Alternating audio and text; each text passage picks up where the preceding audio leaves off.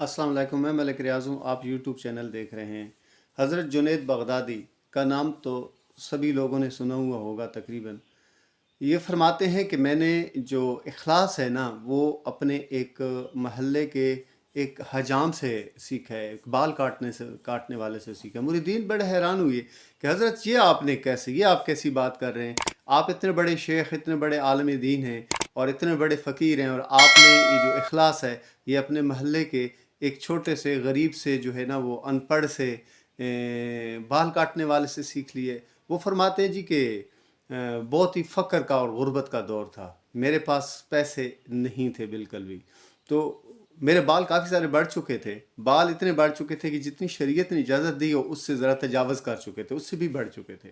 تو میں اپنی شیخ کی بارگاہ میں حاضر ہوا، اپنے پیر کی بارگاہ میں حاضر ہوا۔ تو جب میں حاضر ہوا تو وہ مجھے فوراً کہنے لگے کہ جنید آپ ایسا کرو، پہلے بال تو کٹوا لو، بعد میں آئیے گا، ٹھیک ہے؟ تو میں چلا گیا کہ مجھے اپنے شیخ نے حکم دیا تو اب ظاہری بات ہے بال تو کٹوانے پڑیں گے۔ تو میں چلا گیا، اور یہ بھی عقیدہ ساتھ میں تھا کہ اگر شیخ نے حکم دیا ہے، اس سے شیخ تو واقف ہوتا ہے نا اپنے مرید کی ہر حالت پہ، ٹھیک ہے؟ تو اس کو پتہ ہے، اس کو محاسبہ کیا ہوا ہوتا ہے بندے کا ہر ایک لحاظ سے، ٹھیک ہے؟ جسمانی لحاظ سے بھی، روحانی لحاظ سے بھی، مالی لحاظ سے بھی اس کے پاس محاسبہ ہوتا ہے۔ تو اگر اس نے کچھ ایسا کہہ دیا تو اس کا حال بھی ضرور نکلے گا۔ تو میں چلا گیا حجام کی دکان پہ، میں انتظار کرنے لگا، وہ پہلے کسی کے بال کاٹ رہا تھا، تو اچانک اس کی نظر میرے پہ پڑی۔ تو ظاہری بات ہے اس نے سوالیہ نظروں سے دیکھا کہ آپ کیوں آئے ہو؟ تو میں نے کہا جی کہ میں بال کٹوانے کے لیے آیا ہوں، لیکن آپ تو ظاہر ہے بال پیسے لے کر کاٹتے ہوں گے، لیکن آج میرے پاس پیسے نہیں ہیں۔ آج آپ ایسا کریں کہ آج آپ اپنے اللہ کی خاطر میرے بال کاٹ دیں۔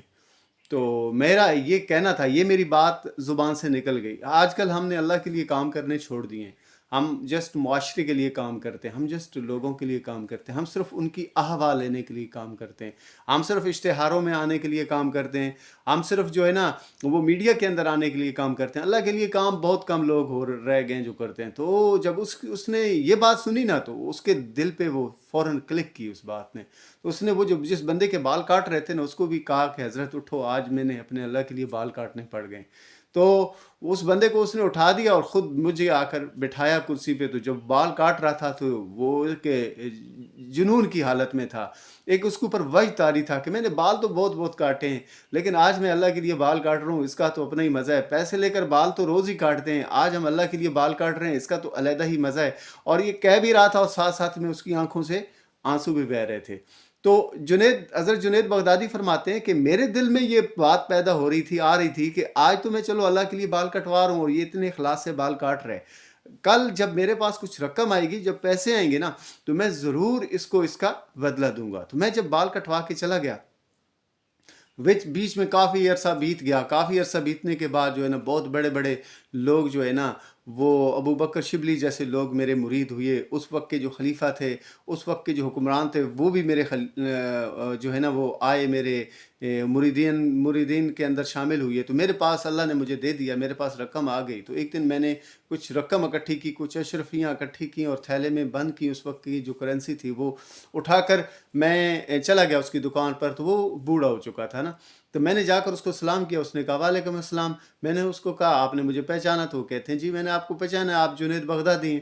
تو میں نے کہا آپ کو یاد ہے ایک دن آپ نے میرے بال اللہ کے لیے کاٹے تھے؟ تو اس نے کہا جی مجھے بالکل یاد ہے، میں نے آپ کے بال اللہ کے لیے کاٹے تھے۔ تو میں نے وہ جو ہے نا انعام، وہ اشرفیوں کی جو تھیلی تھی وہ بڑھائی اور اس کو دی، وہ رقم کی تھیلی نا۔ تو کہا یہ کل آپ نے اس وقت آپ نے اللہ کے لیے بال کاٹے تھے، آج میں آپ کو اس کا بدلہ لینے کے لیے آیا ہوں۔ تو اس نے کہا حضرت آپ تو جنید بغدادی ہیں، آپ تو ماشاءاللہ اتنے بڑے شیخ ہیں، اور میرا بھی دل کر رہا تھا کہ میں آپ کے مریدین میں سے شامل ہوں، لیکن آپ کو تو تصوف کا پتہ ہی نہیں ہے، آپ کو تو اس کی الف و بے کا نہیں پتہ، اس کو آج کل کی الفاظ میں کہیں گے تو آپ کو تو اس کی ABC کا بھی نہیں پتہ۔ تو میں حیران ہوا کہ یہ ایک بال کاٹنے والا مجھے تصوف کے بارے میں کہہ رہا ہے کہ آپ کو تو اس کا الف بے کا بھی نہیں پتہ۔ تو میں نے کہا اچھا ٹھیک ہے، آپ بتائیں پھر کہ تصوف کیا ہے؟ کیونکہ بڑے لوگ تھے نا، تو یہ بات اس کو ان کے نفس کے اوپر لگی نہیں، وہ بلکہ خوش ہوئی اس بات پہ۔ انہوں نے کہا جی مسکرا کے کہا کہ بتائیے تصوف کیا ہے؟ تو انہوں نے کہا تصوف یہ ہے کہ جو کام آپ اللہ کے لیے کر لیتے ہیں اس کا بدلہ آپ مخلوق سے نہیں لیتے، اس کا بدلہ آپ نے خالق سے ہی لینے۔